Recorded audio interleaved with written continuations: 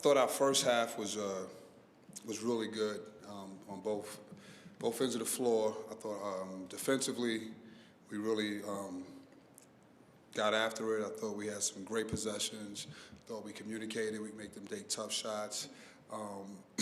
You know, we got a couple of fouls that got them to the free throw line, or the defense would have been really pretty much lights out the first half.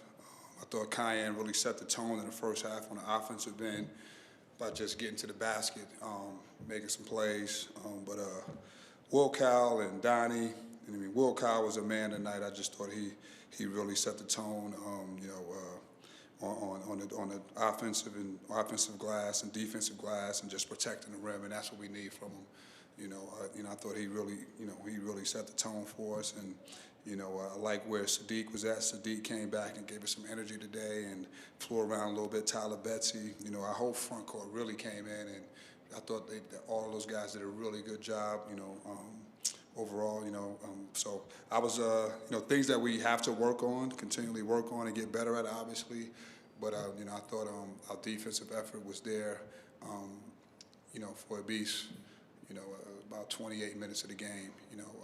We still got to work on having that intensity for 40 minutes and finishing plays. We got to do a little bit better job of finishing plays. But it's only our second game. We just got to keep getting better. And that's what we'll do. When we get back in the next week, just continue to focus on things that we need to get better at. Questions? What impressed you about Cayenne and Donnie today? I thought Cayenne really, set the tone, because sometimes, as a scorer, you can not as a scorer. He's a basketball player, first of all. That's what I really want to say. People keep saying, I know he says a 3-level scorer. He's a really good basketball player. He can pass, he can score, he can make plays.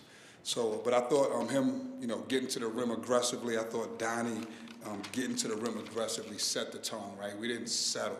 Right, we took a couple of threes that we gotta talk about that. But I thought overall, the first probably 10 shots, we really got to the basket.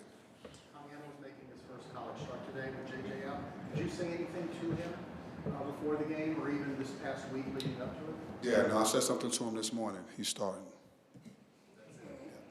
Hey, Adrian, what will happen when you get the 3 stops or the 3 exits happen up on the floor? Like, what would you like the crowd to do?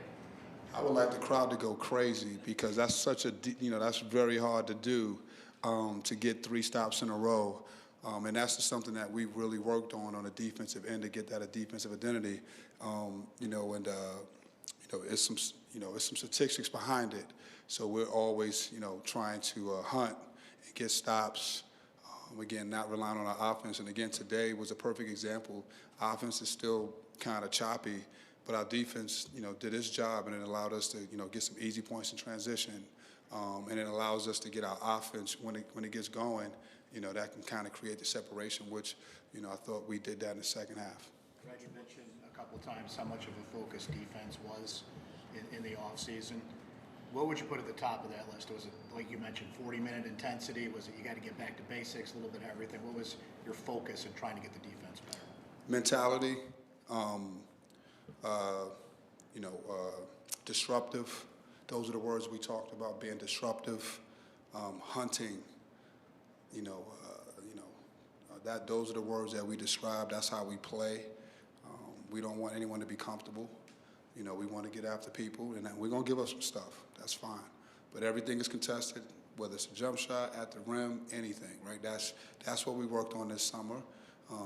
And it is really about the mentality, because defense is about a mentality, and that's what we're continuing to work on and improving. We're not there yet, but right, this is a start in the right direction. So. Adrian, how did the tracking of kills come about? And was anyone on your staff responsible for tracking a number? And is there a certain number you're trying to hit in the game? Yeah, it's a certain number, but I'm not going to give those numbers up. But no, we've I think it was just a collective group of just watching programs. Every really good defensive program, they have whatever their thing is, and we had a little bit of help, but overall, I think it helped us, and it helped our guys to really kind of really buy into it. And again, it's not there yet. We're just in the infancy stages of it. What's the buy-in been like rotational depth early in the season? I think this is the way this team is going to be successful. We recruited it that way. That's my vision. And, you know, we're going to play 8 or 9 guys. You know, 9 guys, that's what we'll probably play. Not probably, we will play. That's how we're going to play this year, right? So, you know, I know you guys will have some questions afterwards, you know, later on in the season, but that's how we're going to play. That's how this team is going to be successful. That's why the intensity and the level that we play at has to be at a certain level to execute the vision and the plan for us. Coach, what's the buy-in been like? You talk about defensively this year. Like, how have you seen your players kind of buy into the mentality you want them to have, especially? You know, I think they've really, you know, having JJ and Donnie coming back, and then just through the process, a lot of the, you know, the recruiting process, when we went to the portal, you know, we wanted to recruit guys that kind of played both sides of the ball, or they came from a certain program that was known for that. So, you know, it was a little bit of both, so the buy-in was a little bit easier. In terms of that defensive mentality, how does that stretch over to when teams get inside the paint and how tough you want those big men to be? We got a challenge. They're going to get into the paint, right? But we can't give up. We got a challenge, right? We got to be disruptive. We got to contest. We got to fight, right? That's what we have to do. Was keeping JJ out more of a precautionary thing today? No, I think it's, you know, he's not ready yet, you know, but you know, we expect him back pretty soon. Coach, it's very clear that Kyan Anthony is very popular with people. I'm from here, from New York, to see him play. What is it like for you to see that development and to know that Melo did all that work? You know, I think first of all, I really, you know, when you talk about Melo, you know, someone in like not only just Kyan, but all of the players on my team, you know, and their families entrusting us with their kids means a lot, right? It means a lot. You know, the one thing about Kyan is it's exciting to see, like, he's nowhere near what he can be. And, you know, to watch him continue to grow and continually make effort every day, and that's the challenge, you know, for him.